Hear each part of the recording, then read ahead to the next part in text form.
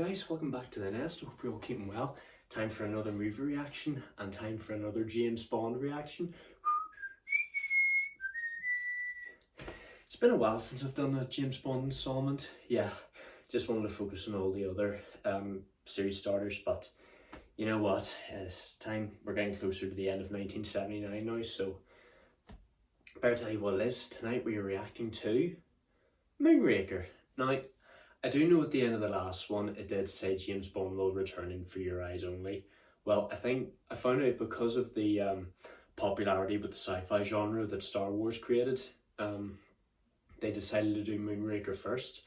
And it's no bloody wonder why. Like, I mean, I really enjoy this. You know, we've had Star Wars, Superman, and then we're getting like Star Trek, you know, that we've last couple of reactions ago. I do think that this one was all over the place, and what I mean by is, you know, there were romantic elements, there were sci-fi elements, and Western elements. So it was just a fusion of movie genres mixed together. I did love the return of Jaws. I love how he did redeem himself by the end. He was able to find love. And he actually spoke for the first time. Cheers. Here's to us. Just because I can see what his teeth are like, is Jaws made out of steel? Like, is he made out of iron? Because like, he's pretty much indestructible. Like, he falls down a waterfall, he survives. He falls off a cable car, he survives. And he managed to get in the space shuttle before it exploded. But, you know, I don't know what it is. Like, obviously no one can live forever. Like, this is James Bond, you know, it's not like I know this takes place in space. That's another thing. I do wish that they spent a lot more time in space. It was only like towards the climax of the movie that they went up into space for the first time. I think I'd like to go someday. Maybe just land on the moon for a few minutes. I did love the Bond girl in this movie, Dr. Holly Goodhead. Like, at first you see her in the bad guy Hugo Drax, as you see her in his chateau. Then all of a sudden it turns out she's just a CIA agent undercover. I did love the action sequences. I love seeing the ray guns. You know, I was getting Star Wars vibes from this movie. I found out that Steven Spielberg, he was a really, really, really big fan of the Bond series. Just like me. And I do think that Hugo Drax has become one of my favourite James Bond villains. Like, he's so serious, you know, there's no emotion in him whatsoever. Well, he does have a very dry sense of humour. He enjoys poaching pheasants. I don't even know if that's legal now. I do love his big castle that he lives in. He's obviously a millionaire. Well, billionaire, shall we put it. And according to James Bond, Hugo Drax is obsessed with conquest of space. I don't think anyone on this planet can actually conquer space, because like, where are you going to put your base? Yeah, like, how are these space shuttles built? Like, do they just build them and then they launch them on a rocket and the rocket blows up and then the shuttle just floats in space for all eternity? I don't know how it works, guys. Do let me know in the comments. But I do love how Shirley Bassey returned for the theme song. How many is that she's done? Is that her third time singing a James Bond theme? I've absolutely no idea. Every time I come across a James Bond movie, I always wonder who is the next big star and who is going to sing this song.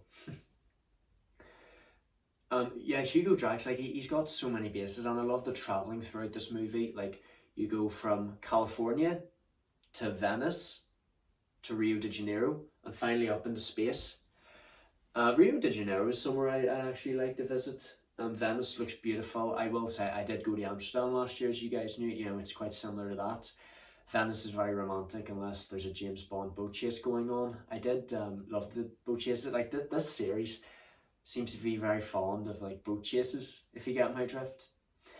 So I noticed that Drax loves his deadly pets. Like, he's got 2 Dobermen that chase down a girl who double crosses him. I do think that Dobermen have a reputation of being ferocious, but just in the movies, but because they were brought up to be police dogs. And he has a pet anaconda in the Amazon River, and I love how James Bond used his poisonous dart to take it down. He refers to it as a python. I'm not sure. Are anacondas part of the python family? I've absolutely no idea. I did love some of the silliness in the movie, like whenever Bond took on one of the assassins, he just threw him out of the museum. Play it again, son. I just love all the puns, so I do. I love James Bond's sense of humour.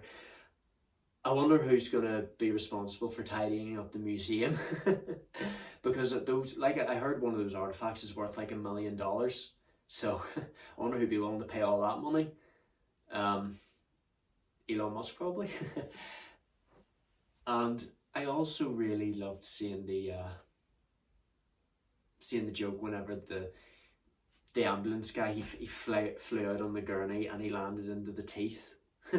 So it looks like he's had an impact on that girl's teeth on the billboard.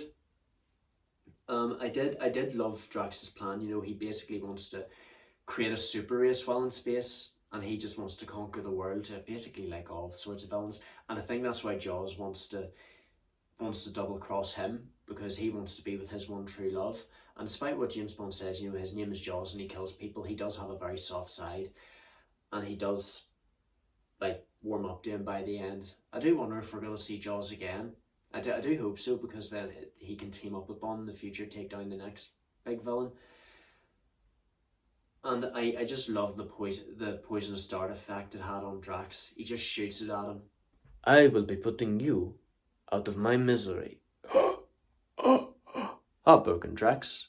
One giant leap for man. There's absolutely no way anyone could ever survive that, you know, being shot into space while you've been shot with a poisonous dart, because, you know, he's going to run out of oxygen. I think he's going to freeze. I do hear if you get shot into space with no oxygen, you just freeze because it's that cold.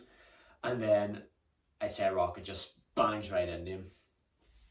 And I did love the ending, you know, like the anti-gravity lovemaking scene with Bond and Goodhead. I do think that they should have just left them to it. I don't know how many times Bond has been called off the assignment. Like, M keeps calling him off the assignment if something goes wrong. Speaking of M, I did find out that the guy who plays him in this, Bernard Lee, this was his last time playing M. He was meant to do the next movie, but unfortunately before he could film any of his scenes, he passed away, which is quite unfortunate. But yeah, I did enjoy this movie. It was all over the place. It was quite silly, but I did love to see James Bond going into space for the first time ever. It was just absolutely amazing, and I did enjoy Hugo Drax and Holly Goodhead, and seeing Jaws redeem himself. That was probably one of my favourite parts of the whole movie. I will warn you guys, this is the last James Bond movie that I'm doing unprofessionally. I've only got one more movie to do in 1979. I'm not telling you guys what it is yet, but hopefully it's one that you guys love. But thank you so much for watching, you guys. Don't forget to leave a like, comment you'd like to see next, subscribe, turn on notifications. I am looking forward to the next James Bond movie, and obviously I bet you this time it's going to be for your eyes only. Yeah, because I think we've all waited long enough for this, so it's been delayed by, what, 2 more years, so altogether 4 years realistically. But yeah, thank you so much for watching, you guys. I'll see you all in the next video. This one's going to be a banger. Let's just say it's another sci-fi movie. It will be the last unprofessional movie reaction on this channel, and I will need time after 1979, but bear with me. We're going to make this work. Love you all to death.